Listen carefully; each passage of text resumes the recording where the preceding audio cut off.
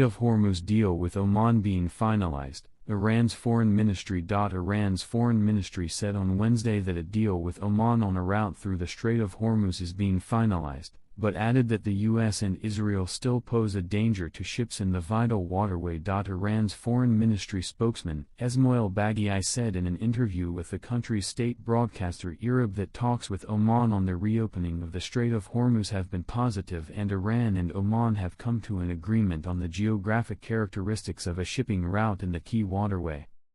Baghaei further said that Iran and Oman are in the final stage of preparing a joint announcement on the agreement, provided certain third parties do not interfere in the process. Iran is trying to formulate the necessary mechanisms for future arrangements for the management of shipping traffic in this strategic crossing, in cooperation with Oman, and the final results of these negotiations will be announced after the conclusion, Baghaei told IRIB. The Iranian-Omani proposal to reopen the Strait of Hormuz would have no tolls or service fees for ships transiting the waterway, reported CBS News, citing sources. Under the proposal, ships entering the strait would use the route closest to Iran, under Tehran's coordination. To exit, ships would use the route closest to Oman, coordinated by Muscat, sources said.